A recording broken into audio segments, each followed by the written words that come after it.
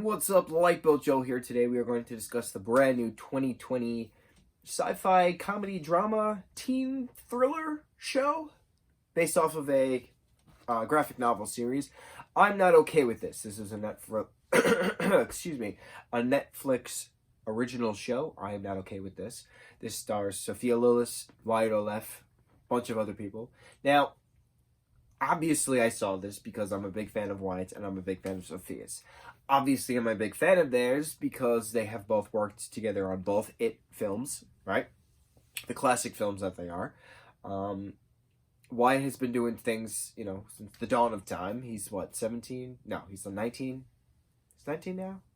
18? I don't know. I don't know how old he is. But he was first introduced to us as young Peter Quill in 2014's Guardians of the Galaxy. He was Peter Quill again, young Peter Quill in 2017's Guardians Volume 2. That's also the same year that It Chapter 1 came out, and then last year Chapter 2 came out. So there's Wyatt's blockbuster film synopsis, right? So Sophia just had Gretel and Hansel in theaters not too long ago. I didn't say it. It's another horror movie. But it's weird watching the two of them because they're friends in real life. So it's nice seeing friends in real life play friends in a show kind of a thing, This is 8 episodes long. But what's weird is that they're not like screaming in bloody terror in this show. Like, I'm used to them because I watch It all the time. I'm used to watching them scream and cry and be hysterical, and they're amazing actors. Absolutely amazing actors, the both of them.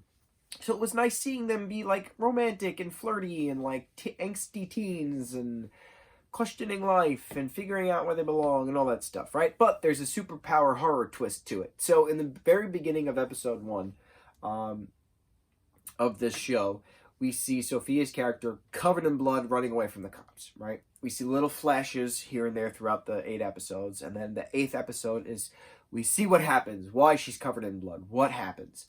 So she is, her character's name is Sid, and she is in love with her best friend Dina, but Sid is questioning if she, what she wants to do, etc. So she winds up sleeping with Wyatt's character at one point, which I find hysterical, just because the two of them, they have history in real life, so it's funny, seeing that. I also like the fact that they let them age appropriately. Wyatt now has chest hair, he has facial hair, like, he's growing, he's, in the late stages of puberty, so it's nice seeing that they didn't make him look like a boy in this particular show by having him be all clean-shaven. They made him look like a teenager, so I like that. I like seeing that these kids were supposed to look like teenagers, those of them who had zits. Nobody was exorbitantly gorgeous, except that one kid running through the field asking Dina out, all sweaty. But that's the point. He was supposed to look like man meat, So the basic plot point of this, now I'm no reference point to the book, so I can't say how accurate it was, but I liked the plot that we were given. It was simple, but there's a lot more to be discussed if/when there is a season 2 that's to be released. Sid has this ability where she'll, like, freak out and, like, things will happen. She can move things with her mind or, like, cause people to explode or kill hamsters, which are really hedgehogs.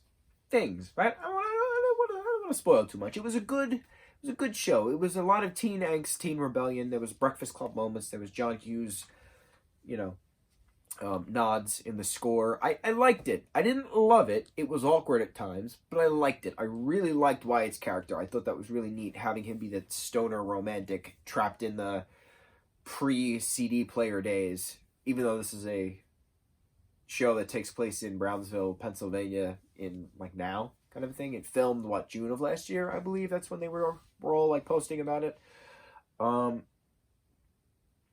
Yeah, so, like, for those of you who have read the books, how does it compare?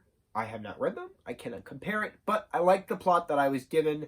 I like the mysterious Shadow Man at the end saying they should fear you. They should fear us. Or they should fear. Something like that. I want to see what happens. Let's have her and her sage wisdom guy, go through these powers that her father apparently passed down to her.